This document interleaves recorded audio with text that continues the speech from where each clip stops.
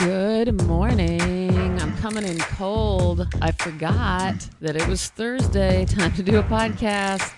Stayed up too late. Went and saw a crazy good show at LACMA for any art people here in town. New Objectivity, German paintings from the early part of last century just opened. And my very, very, very good friend Erica Fronick, shout out, she put this shit together. She's not going to admit it, but she did. No, she's not the curator. She's even more important than that. Sorry, curators. She's registrar and also does insurance now for the museum. So I got to go and see this show. There's an entire room that uses the German term Lustmord, which means sex murder? No, sex death. So there's a sex death room, which I know you were waiting for. I know I was. It's just basically hanging prostitutes and this moments before a rape and crazy, really upsetting stuff done really well. So everyone needs to go see that show. And you've also got a lot of George Gross, Otto Dix. So sorry, normally don't go into art shit, but I had to because I'm still pumped up. Look at me, I'm stretching and I'm breathing. All right, guys, listen. I need to say how thankful I am to anyone who's been sending me emails regarding this podcast. A lot of you have been so generous with your time and thoughts and have sent me poets that you think that I'm going to love or sent me your own poetry. And I love receiving them. I'm just kind of going through a bit of an email crisis where I'm behind on absolutely everything in my life right now. I just am. And so I wanted to apologize. I love hearing from you, and it's just going to take me a while to get back to everyone because I'm so I'm just not on top of it right now, and it would take me a long time to do all of that. And I really have to work in my studio, and I can't go back and forth from drawing to my computer very easily because what I'm doing is really, really messy. Like my hands are covered in oil pastels all day long. And so just bear with me.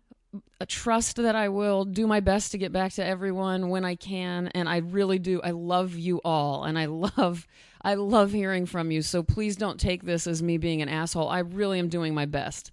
But my best is just not good enough right now. So I appreciate your understanding on that. I want to read today. There have been a couple of poems that I almost read, but then ran out of time from poets I've already been expressing my love of on the show here. Show? Is this a show?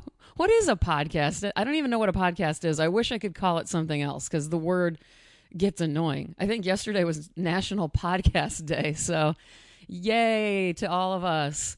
Okay. Here we go. I want to read to you a poem by C.K. Williams. As you know, if you've been listening, he passed away just a couple of weeks ago. And after he died, I just kept digging deeper and deeper into, one book. This is from Selected Poems. And I just love him more and more. This is a really vulnerable poem that I just somehow really relate to this. And I think everyone can in some way. So let's do it. It's called Shame by C.K. Williams. A girl who, in 1971, when I was living by myself, painfully lonely, bereft, depressed, offhandedly mentioned to me in a conversation with some friends that although at first she'd found me, I can't remember the term, some dated colloquialism signifying odd, unacceptable, out of things, she'd decided that I was, after all right. 12 years later, she comes back to me from nowhere, and I realize that it wasn't my then irrepressible, unselective, incessant sexual want she meant, which, when we'd been introduced, I'd naturally aimed at her, and which she'd easily deflected, but that she'd thought I really was, in myself, the way I looked and spoke and acted, what she was saying, creepy, weird, whatever. And I am taken with a terrible humiliation.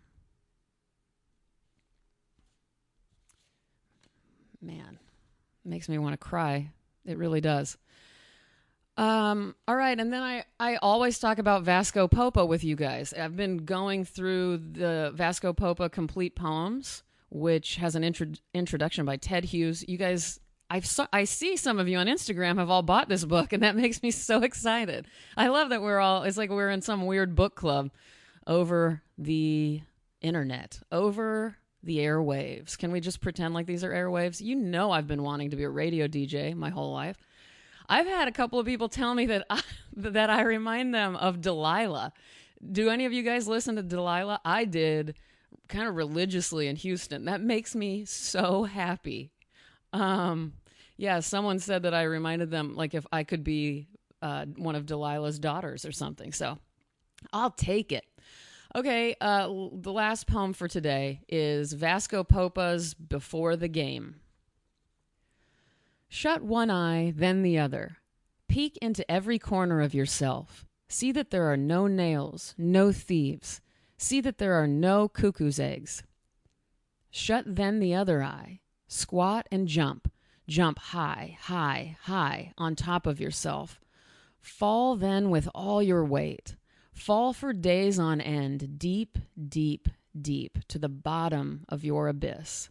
Who doesn't break into pieces? Who remains whole, gets up whole, plays.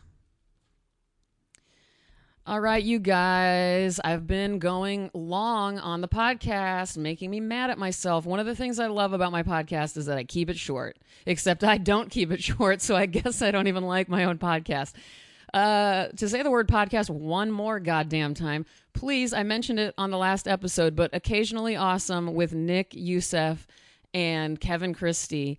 They posted that interview with me. I am just, again, see, I can't even talk. I get giddy and excited. Check it out if you want. Some of you have heard these stories before about my life as an artist, but if you haven't and you're interested, Occasionally Awesome. Subscribe to their podcast to learn more about all sorts of things. They have great guests often. They had Natasha Leggero. They have one of my favorite people, Stephen Brody Stevens. Yes, you got it. Here's to good mental health. Here's to Niles Crane. Here's to coffee. Here's to an excess of coffee. Here's to my beating heart that goes nuts as I do all of that coffee. Here's to your heart and hers too, whoever she is. You know, her. Take it easy, bros. I love you. I'll talk to you again next Monday, if not sooner. Bye.